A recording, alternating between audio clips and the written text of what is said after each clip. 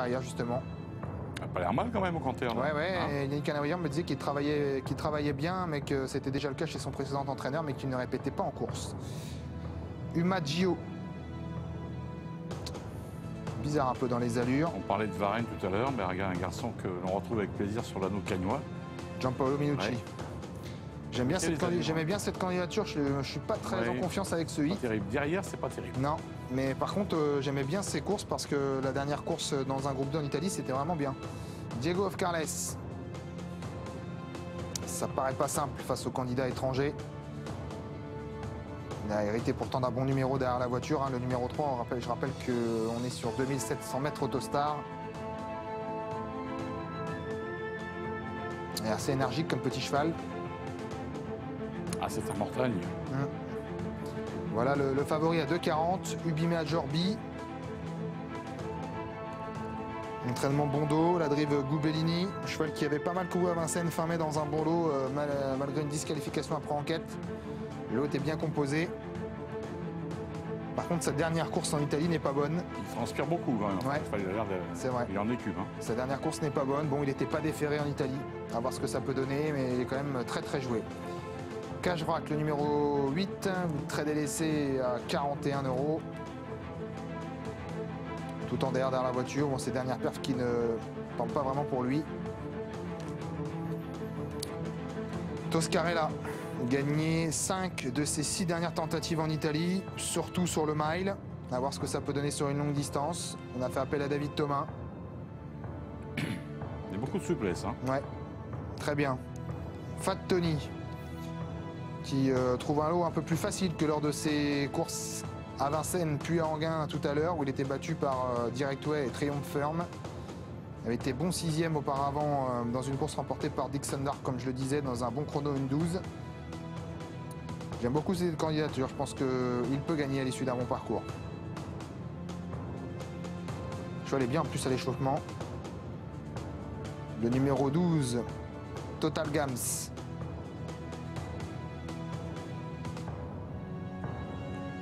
Qui reste sur de bonnes performances, battu par Red Baron en Italie dernièrement, un cheval que l'on a déjà vu courir en France correctement, Red Baron. Cheval puissant. Hein. C'est un peu une inconnue ici, mais ouais, c'est vrai, assez puissant. Le numéro 14, Tobias Del Ronco, que l'on a vu à Enghien 5e, bien battu hein, par Fat Tony, mais il courait quand même correctement. Avec Björn Goop, attention, hein, malgré le numéro 14. Question de sagesse peut-être avec lui, les bonnes notes de cette séance de hit peut-être, enfin en ce qui me concerne, Toscarella le numéro 10, et puis je me méfie quand même du cheval de Yannick Canabrian, il faudra peut-être le regarder, même si vous dites qu'il est parfois décevant en compétition, je vais l'observer pour voir pour la On suite. va regarder comment il court pour sa première, pour cet entourage. Vous avez une autre idée sinon J'ai été un peu refroidi par le hit du Maggio, le numéro 2, avec lequel j'étais assez confiant, on va voir ce que ça donne au niveau des canters. D'accord, bon mais les canters justement on va s'y présenter maintenant sur la piste pour aller observer tous ces candidats.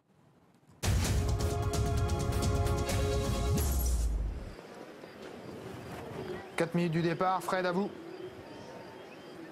Oui, bah écoutez, je vais vous donner ce que j'ai pu avoir hein, parce que je parle pas italien, donc mais je me suis quand même débrouillé. Diego of Carles, ça j'ai pu le savoir. Écoutez, faut le parcours, mais le cheval est pas mal. Ubima Jorbi, Pippo Gubellini m'a dit que c'était bien. Voilà, donc certainement une bonne course. Colin Cavalier, il y a de l'opposition. Le numéro 10, Toscarella, son entraîneur m'a dit que c'était pas mal, attention. Hein, il connaît bien Gabriel Gelormini qui lui a conseillé de faire appel à David Thomas qui est venu aujourd'hui. Donc voilà, c'est bien pour ce numéro 10. Fat Tony, j'ai senti un Joe Corbani confiant. Il dit que sur cette distance, ça va être encore mieux que sur les distances de vitesse, sur les parcours de vitesse. Donc j'ai senti un Joe Corbani confiant.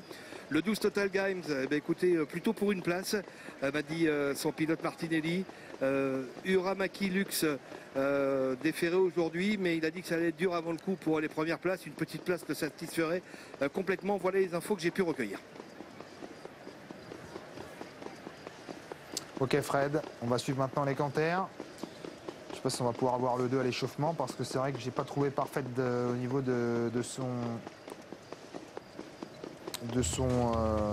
hit tout à l'heure.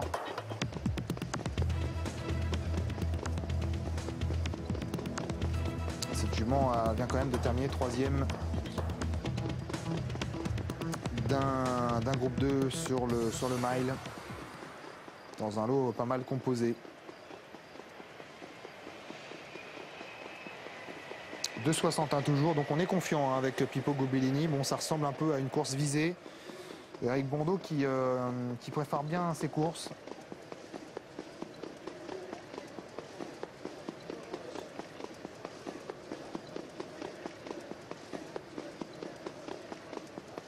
Zeus d'Avinière qui vient d'arriver chez Yannick Alain-Briand.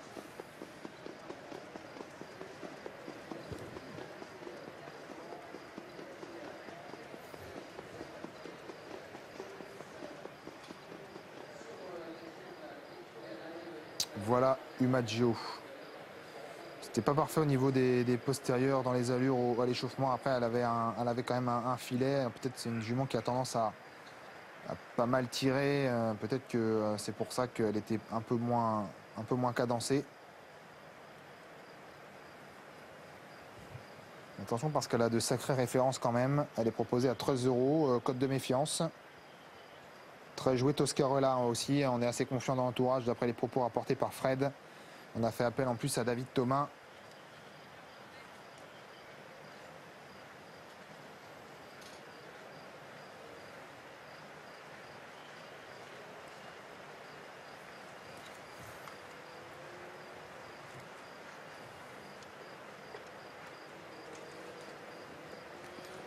Et voilà donc Diego of Carles. Pas une partie facile face aux étrangers.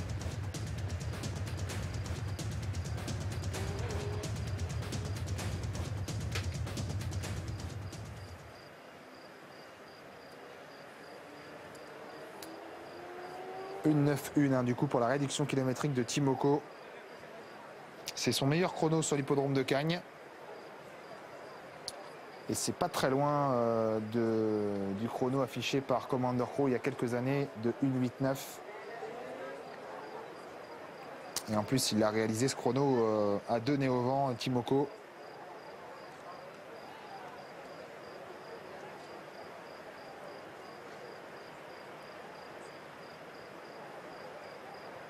Qui passe donc la barre des 5 millions d'euros de gains.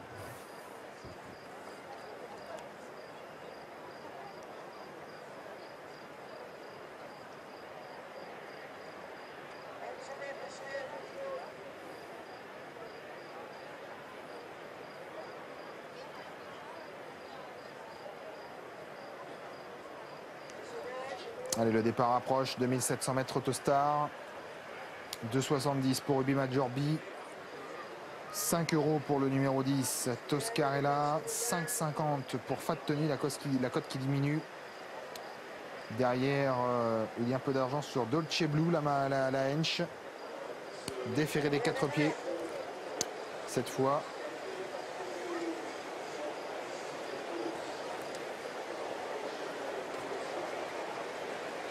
Et le numéro 7 qui est également joué, c'est le Uchi Charles SM avec Christophe Martin Sosulki. Ouh là là, il y a un incident de course. Diego Carles qui je crois a fait preuve de nervosité derrière la voiture, ce qui n'a pas fait les affaires de Fab Tony qui était dans son dos. Ça se passe mieux maintenant.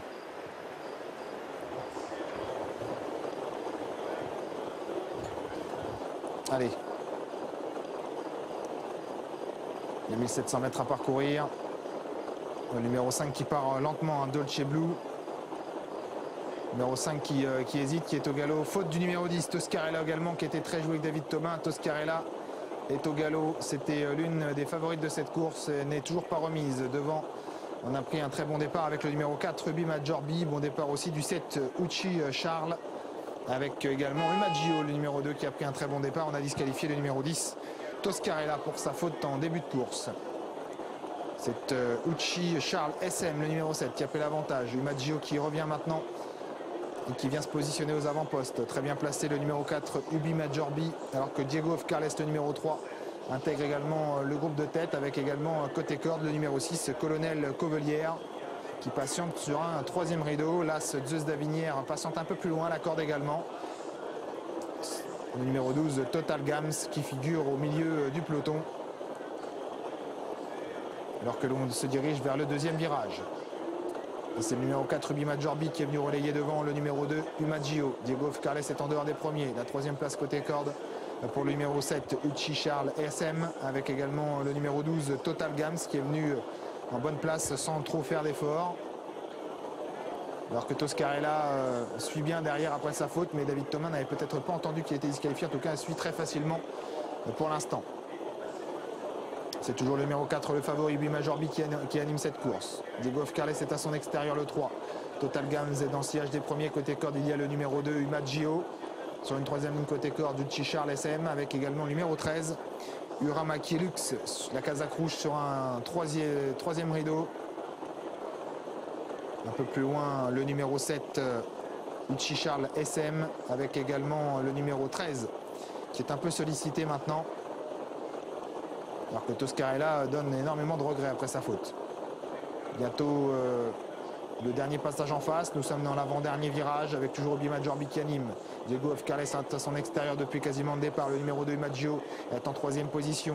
Le numéro 12, Total Gams, qui est au contact des premiers. C'est également le cas du numéro 13, Uramaki Lux. Alors qu'on essaye de se rapprocher, on est également bien placé côté corde. Le numéro 7, Uchi Charles, avec également le numéro 11 qui est passé à l'offensive, Fat Tony. Il s'est fait brûler la politesse par Total Gams, alors que Diego Carles ne peut suivre l'accélération des premiers. Il emmène d'ailleurs dans sa perte le numéro 13, Uramaki Lux. Le numéro 4, Ruby Majorbi, qui a toujours l'avantage. Total Gams qui est venu à son extérieur. Fat Tony qui a pu se caler dans le sillage des premiers maintenant, avec également Uchi Charles SM, le numéro 7, un peu plus loin. Alors qu'on a toujours pas mal placé avec le numéro 2, Umagio. On essaye de regagner un peu de terrain également avec le numéro 14, Tobias Del Ronco. Le tournant final, avec toujours Ruby Majorbi, le numéro 4 qui a l'avantage. Umagio est toujours en deuxième position, mais débordé maintenant par Fat Tony, numéro 11 qui se fait menaçant. Oh, Ruby Majorbi est au galop, le favori. Il était en tête pour entrer dans la ligne droite. Il a été remis dans les bonnes allures, mais Fat Tony et Joe Corbani en profitent maintenant pour se détacher. Fat Tony qui place une sèche accélération et qui file maintenant au poteau. Le numéro 11, Fat Tony, qui a nettement l'avantage sur Ruby Majorbi, qui se relance bien. La troisième place pour le numéro 6, Colonel Covelière. Véritable démonstration de Fat Tony, le 11. La deuxième place pour le 4, la troisième pour le 6. Et la quatrième, peut-être Colonel Covelière, mais on va attendre Fred pour la quatrième place. C'est 11, 4 et 6 pour les trois premiers. Ouais. La quatrième, je ne sais pas trop. C'est ça. Je regarde le ralenti, je vous donne ça dans un instant. Balade de santé, je vous l'avais dit, Joe Corbani était très confiant. Et il gagne assez facilement. Alors, 11, 4, 6, ça nous sommes bien d'accord. Il y a le 2 côté corde, mais en dehors. La quatrième. En dehors, c'est quoi le 9? En dehors, ça a terminé vite et j'ai pas bien vu. Je dirais peut-être le 9, mais je n'arrive pas à distinguer le Ouais, chiffre. peut-être Colonel C'est 9, Covelière. apparemment, c'est 2. 9 et 2, c'est ça. Ouais. Bah, 9 et 2, voilà, exactement. Bravo, Fred. Bah, bravo. J'avais pas bien vu, mais on m'a confirmé dans ma petite oreillette. Je remercie la régie Akane qui m'a soufflé le numéro 9 pour la quatrième place. Véritable démonstration, hein, Fat Tony. Ah, il a eu, c'était vraiment on va dire le papier un peu de la course, parce que ce cheval avait bien couru en France à 2 reprises dans des lots nettement supérieurs. Après, bon, c'est vrai que Ruby Majorbi a fait la faute à l'entrée de la ligne droite, donc difficile de savoir. Mais j'ai l'impression que Joe Corbani venait quand même beaucoup plus facilement que n'allait à ce moment-là Pippo Gubellini. Il y a un petit regret, et je crois que je vais l'avoir avec vous également, c'est Toscarella quand même, qui a laissé une impression fameuse après sa disqualification. Il a suivi en roue libre derrière. Ouais. Il va falloir Dommage. la suivre si elle revient en France. Il a suivi en roue libre, David Thomas. Et vous avez vu le cheval de Yannick Alain-Briand, il n'arrive plus à suivre là. Hein. Non, c'est pas ouais. convaincant du tout. Bon, l'écurie ne traverse pas une période face, il faut être Non, franc. non plus, mais On va peut-être revoir tous ces chevaux-là pour l'hiver. on va regarder s'il essaye de terminer sa course, mais j'ai l'impression qu'il a son compte là. Hein. Oui, ça fait un moment déjà que Yannick Alain-Briand le sollicite et le cheval ne vient pas.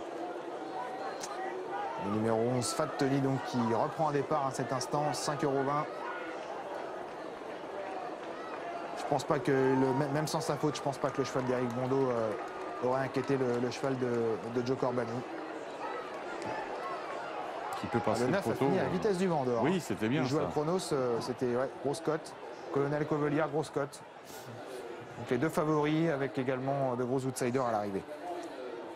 C'est un beau vainqueur en tout cas qui a profité d'un cheval défaillant devant lui pour prendre l'ascendant et ensuite filer au poteau avec une grande aisance. Il était déjà très bien au canter tout à l'heure. Hein. On s'en souvient. Enfin, en tout cas, vous avez beaucoup tapé dans l'œil et c'est vrai qu'il a confirmé tout cela en course. Ah, c'était pas les mêmes à Anguin dernièrement. Il avait un peu coincé pour finir, mais il était troisième et c'était quand même un lot d'un autre acabit. Là, il a un bon cheval, hein, Joe Corbani, là, un cheval assez taillé en plus. Ça va faire un bon cheval d'avenir.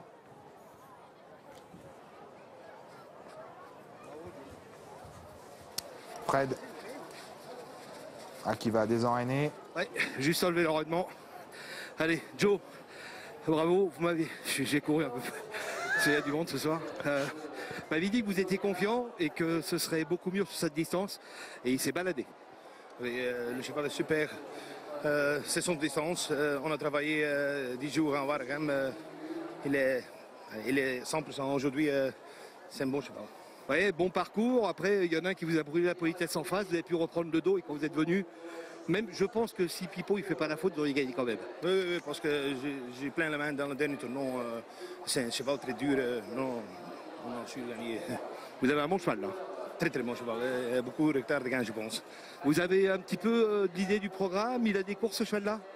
Il court maintenant dans 3 semaines, je crois. La finale à Waregem, c'est le critérium. Au moment, il a aussi une première chance. Et après, on va voir l'hiver, peut-être Paris ou n'importe quoi. En tout cas, d'après ce que vous me dites, c'est un cheval qui aime les longues distances. Beaucoup mieux longue distance, beaucoup mieux. Surtout, il ne part pas très vite. Mais il est très dur. C'est tout mon cheval. Ouais, elle est belle cette victoire. Très bien. Bravo Joe, bravo, avec plaisir. Bon, il va quand même oublier de citer Cagnes-sur-Mer dans tous ses futurs engagements, parce que s'il revient sur la Riviera, ce sera peut-être pas mal plutôt que d'aller à Vincennes. Et Ardesper, Il y aura des courses un peu plus faciles, mais ouais. peut-être que le programme européen est plus ouvert à Vincennes à voir. C'est bien. Alors 11, 4, 6, 9 et 2 est venu d'arrivée provisoire, bien sûr. Nous allons marquer une pause avec la publicité et dans quelques instants, on reprendra le chemin de Saratoga pour retrouver Stéphane Coste.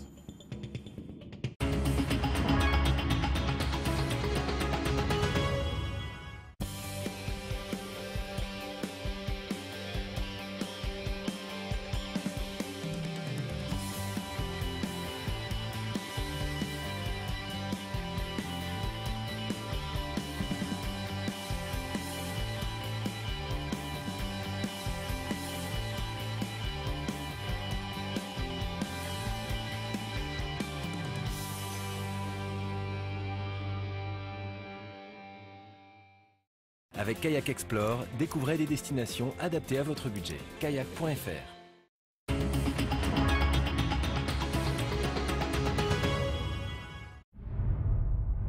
Le meeting de Deauville-Lucien Barrière s'achève avec son prestigieux Grand Prix. Lucien Barrière Grand Prix de Deauville, c'est l'attraction de cette tournée.